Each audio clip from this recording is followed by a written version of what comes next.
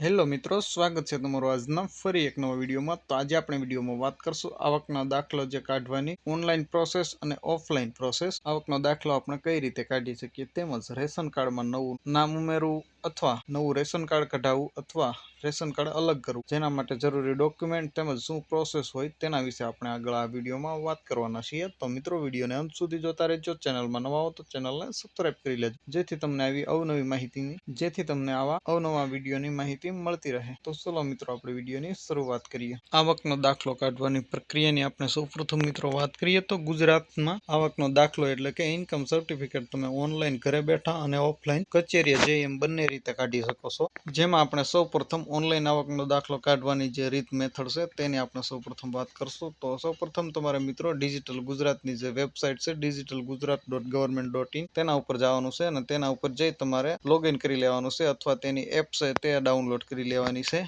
ત્યાર પછી લોગિન પર ક્લિક કરવાનું છે। જો એકાઉન્ટ ના હોય તો તમારે ક્લિક ફોર ન્યૂ રજિસ્ટ્રેશન પર જઈ અને રજિસ્ટ્રેશન કરવાનું છે। ત્યાર પછી લોગિન થયા બાદ રિક્વેસ્ટ ન્યૂ સર્વિસ પર ક્લિક કરવાનું છે। ત્યાર પછી ઇન્કમ સર્ટિફિકેટ આવકનો દાખલો સર્ચ કરો, જે મેનુમાં તમને દેખાશે। ત્યાર પછી તમારે જે બધી વિગતો દેખાય છે તે ભરવાની છે અને જરૂરી દસ્તાવેજ ડોક્યુમેન્ટ જે છે તે સ્કેન કરી અને અપલોડ કરવાના હોય છે। ત્યાર પછી જે ફાઇનલ જે બટન છે તે ઓનલાઈન ફી ભરવાની હોય છે। આશરે 20 થી 40 રૂપિયા ફી હોય છે, તે ફી તમારે ભરી દેવાની છે। તમારો દાખલો મંજૂર થયા બાદ તમે પોર્ટલ પરથી ડાઉનલોડ કરી શકો છો। તો આ રીતે તમે ઘરે બેઠા તમારો જે આવકનો દાખલો છે તે મેળવી શકો છો મિત્રો, ડિજિટલ ગુજરાત ઓનલાઈન વેબસાઇટ પરથી। જે વેબસાઇટ છે ડિજિટલ ગુજરાત, તેનો ફોટો પણ તમે અહીં જોઈ શકો છો મિત્રો। આ રીતનું કંઈક ડિજિટલ ગુજરાતની જે વેબસાઇટ છે તેનું મેનુ છે તેમજ હોમ પેજ છે, લોગિન વાળું પેજ। હવે મિત્રો, આપણે આવકનો દાખલો જે કાઢવાની પ્રક્રિયા છે ઓફલાઈન, તેના વિશે આપણે વાત કરશું। કચેરીએ જઈ અને આપણે આવકનો દાખલો કઈ રીતે કાઢવો તે જોશું। જો ઓનલાઈન ન ફાવે તો તમે રૂબરૂ જઈને પણ કઢાવી શકો છો। તમારા તાલુકાની મામલતદાર કચેરી, જનસેવા કેન્દ્ર અથવા ગ્રામ પંચાયત અથવા ટીડીઓ કચેરીનો સંપર્ક કરવાનો રહેશે। ત્યાંથી તમને આવકના દાખલાનું ફોર્મ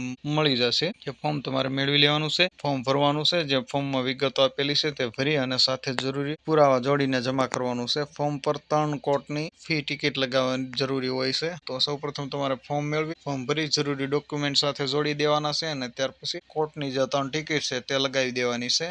અને ત્યાર પછી ફરી તમારે પાછું જ્યાં જનસેવા કેન્દ્ર ખાતે ફોટો પાડતા હોય, આવકનું સર્ટિફિકેટ બનાવતા હોય, ત્યાં જઈ તમારે જમા કરાવી દેવાનું છે અને તમારો જે ફોટો છે તે પડાવી લેવાનો હોય છે। આવકનો દાખલા કાઢવા માટે આપણે જરૂરી ડોક્યુમેન્ટની મિત્રો વાત કરીએ તો તમે અહીં સ્ક્રીનમાં જોઈ શકો છો। ઓળખનો પુરાવો કોઈ પણ એક, જેમાં આધાર કાર્ડ, ચૂંટણી કાર્ડ અથવા ડ્રાઇવિંગ લાયસન્સ 3માંથી ગમે તે એક ડોક્યુમેન્ટ હોય તો ચાલશે। ત્યાર પછી આપણે રહેઠાણનો પુરાવાની વાત કરીએ મિત્રો, તો રેશન કાર્ડ છે, લાઇટ બિલ છે, વેરા બિલ છે વગેરે કોઈ પણ એક પુરાવો હોય તો પણ માન્ય રાખવામાં આવશે। ત્યાર પછી આવકનો પુરાવો, નોકરિયાત માટે પગાર સ્લીપ અથવા ઇન્કમ ટેક્સ રિટર્ન ITR, અને ત્યાર પછી ધંધાદારી ખેડૂત માટે તલાટી કમ મંત્રીનો દાખલો અથવા આવકનું સોગંદનામું અને પાસપોર્ટ સાઇઝનો ફોટો। તો મિત્રો, આટલા ડોક્યુમેન્ટ જરૂર પડશે જો તમારે આવકનો દાખલો કઢાવવો છે તો। હવે મિત્રો, આપણે રેશન કાર્ડમાં જે નવું નામ ઉમેરવાનું, નવું રેશન કાર્ડ અલગ કરવાનું અથવા રેશન કાર્ડ નવું બનાવવા માટેના જે જરૂરી ડોક્યુમેન્ટ છે તેના વિશે વાત કરીએ તો મિત્રો, સૌપ્રથમ તમે અહીં સ્ક્રીનમાં જોઈ શકો છો નવા રેશન કાર્ડ માટેના પુરાવા તેમજ રેશન કાર્ડ અલગ કરવા માટેના અને રેશન કાર્ડમાં નામ ઉમેરવા માટેના જે ડોક્યુમેન્ટ છે તેની આપણે વાત કરશું। સૌપ્રથમ તમારે કોઈ પણ વસ્તુ કરાવી છે, તમારું રેશન કાર્ડ અલગ કરવું છે અથવા નવું રેશન કાર્ડ બનાવવું છે અથવા નામ ઉમેરવું છે, તો તમારે ત્રણેયના ફોર્મ અલગ અલગ આવશે। તે તમારે મામલતદાર કચેરી, જનસેવા કેન્દ્ર ખાતેથી ફોર્મ મેળવી લેવાનું રહેશે અને તેમાં જે જરૂરી વિગતો છે તે ભરી દેવાની રહેશે। ત્યાર પછી તમારે જો નવું રેશન કાર્ડ બનાવવું છે તો તેના માટે જરૂરી ડોક્યુમેન્ટની આપણે વાત કરીએ તો પાસપોર્ટ સાઇઝનો ફોટાની જરૂરિયાત પડશે। ત્યાર પછી જૂનું રેશન કાર્ડ, નામ કમીનો દાખલો તેમજ ચૂંટણી કાર્ડની નકલ, બધાના આધાર કાર્ડની નકલ, વેરા બિલ, લાઇટ બિલ, ભાડા કરાર જો ભાડે રહેતા હોય તો, અથવા બેંક ખાતાની પાસબુક, ગેસ બિલ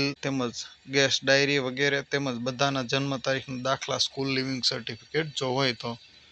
ત્યાર પછી મિત્રો, આપણે રેશન કાર્ડ જે છે અલગ કરવા માટેના પુરાવાની આપણે મિત્રો વાત કરીએ તો પાસપોર્ટ સાઇઝના ફોટાની જરૂરિયાત પડશે, જૂનું રેશન કાર્ડ, ચૂંટણી કાર્ડની નકલ, બધાના આધાર કાર્ડની નકલ તેમજ વેરા બિલ, લાઇટ બિલ, ભાડા કરાર વગેરે, તેમજ એફિડેવિટ, બેંક ખાતાની પાસબુક, ગેસ બિલ અથવા ગેસની ડાયરી, બધાના જન્મના દાખલા, ત્યાર પછી સ્કૂલની LC, આટલા ડોક્યુમેન્ટ જરૂરિયાત પડશે તમારે જો જૂનું રેશન કાર્ડ છે તેમાંથી તમારે અલગ રેશન કાર્ડ બનાવવું છે તો। ત્યાર પછી રેશન કાર્ડમાં બાળકનું નવું નામ ઉમેરવું હોય તો તેના માટે રેશન કાર્ડ ઓરિજિનલ, રેશન કાર્ડની નકલ, રેશન કાર્ડની મુખ્ય વ્યક્તિ માતા પિતાનું આધાર કાર્ડ અને નામ ઉમેરવાનું હોય તેમનું આધાર કાર્ડ તેમજ જન્મનો દાખલો। તો આટલા ડોક્યુમેન્ટ હોય તો તમે રેશન કાર્ડમાં કોઈ પણ જે વસ્તુ નામ ચડાવવું અથવા કઢાવવું અથવા નવું રેશન કાર્ડ બનાવવું જેવું કામ કરી શકો છો। તો આશા રાખું મિત્રો આ 2 ડોક્યુમેન્ટ બાબતે તમને માહિતી મળી છે। આશા રાખું વિડીયો તમને પસંદ આવ્યો હશે। વિડીયો પસંદ આવ્યો તો વિડીયોને લાઇક, શેર અને ચેનલને સબસ્ક્રાઇબ કરવાનું ભૂલતા નહીં। તમારા કોઈ પ્રશ્ન હોય તો ચોક્કસ કમેન્ટ કરીને અમને જણાવજો। અમે તમારા પ્રશ્નોનો રિપ્લાય આપીશું અને ફરી એક નવા ટોપિકમાં નવા વિડીયો સાથે મળશું। ત્યાં સુધી જય હિન્દ, વંદે માતરમ, જય ખાંડાળ।